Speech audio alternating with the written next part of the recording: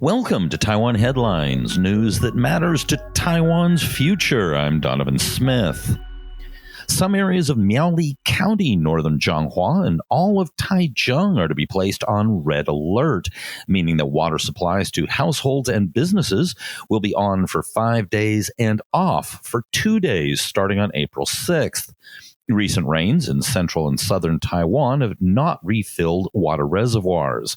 Those of us affected may be visiting friends in other cities in hopes of using your showers. Taiwan's cabinet has put forth a plan to establish a Ministry of Digital Development next year to improve information security and encourage related industrial growth.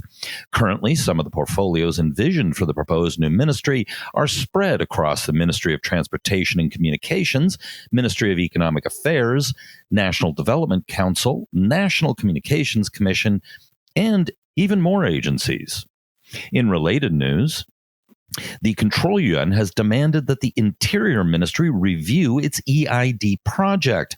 The Control Yuan said the Interior Ministry, quote, sidestepped issues, missed main points in its handling of the launch, and introduced procedures to communicate that ended up being mere formalities.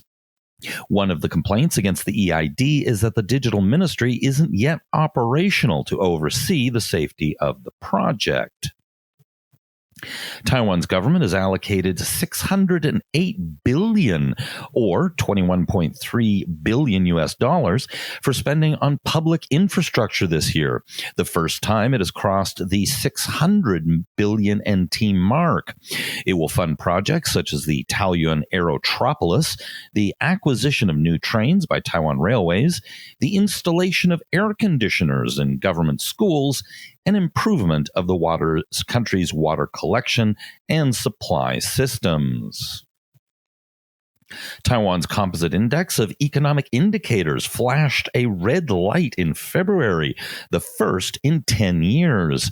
The National Development Council uses a 5-color system to gauge the country's economic performance, with blue indicating economic contraction, yellow-blue representing sluggishness, green signifying stable growth, yellow-red referring to a warming economy, and red pointing to an economic boom, although some say overheating.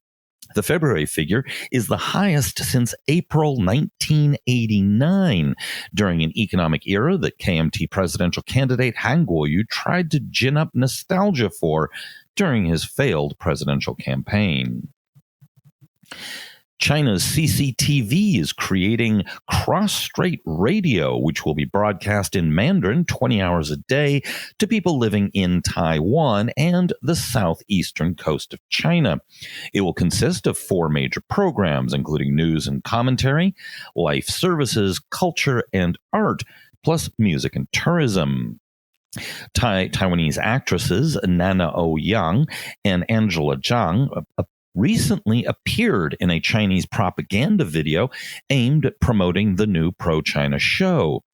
The clip also featured former KMT chair Hong Xiuzhu, who congratulated CCTV for establishing a bridge for cross-strait friendship.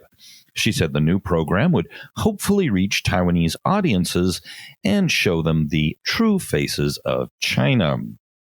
Hong was for a while in 2015 the official KMT presidential candidate, but was denominated after it became clear her pro-China message was deeply unpopular. She was replaced by then KMT chair Eric Chu, or Zhu Liluan, who went on to lose the election and stepped down as KMT chair to take responsibility. As something of a consolation prize, Hong was chosen KMT chair.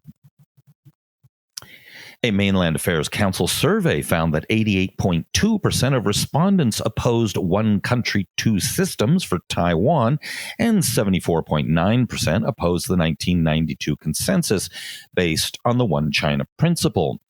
That underscores why KMT chair Johnny Chang, or Jiang Jicun, attempted to get the 1992 consensus dropped from the KMT's platform, but had to drop the attempt under pressure from party stalwarts.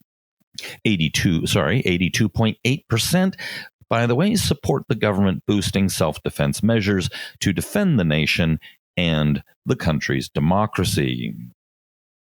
The Ministry of Foreign Affairs is claiming that some COVID-19 vaccine suppliers have asked Paraguay to break ties with Taiwan as a precondition for purchasing Chinese vaccines. The government has announced that Taiwan would stand with the EU, the US, the UK, and Canada to defend human rights, democracy, and freedom. The group had recently released a statement against Chinese behavior in Xinjiang. China has recently targeted EU and British nationals with sanctions over their opposition to China or their support for Taiwan. Among the European leaders sanctioned was German member of European Parliament Reinhard Bütikofer, who wrote on Twitter, quote, "The Chinese leadership has let me know that I will not be allowed to visit the mainland, Hong Kong, or Macau. But then there is Taiwan." Smiley face. Palauan President Sir Angel Whips Jr. has revealed that he had rejected an offer by China to switch diplomatic relations from Taipei to Beijing last year. In a CNA interview, he said, quote, "I told them, I believe that we should be free to choose who our friends are." He added, quote, "We value the relationship that we have with Taiwan, and nobody should tell us that relationship should be severed." The Lithuanian government has proposed to Parliament an amendment to its law on civil service to pave the way for opening a trade office in Taiwan. All right, that's it for today's show. Be sure to hit like and subscribe and tell all of your friends about the show. And if you could, it'd be very appreciative if you'd join us as a patron on patreon.com/Taiwan Report. This has been brought to you by the Taiwan Report. For more content like this, become our patron at report.tw. 哎呦，就是那个台湾狗啦，最喜欢我的台湾狗了。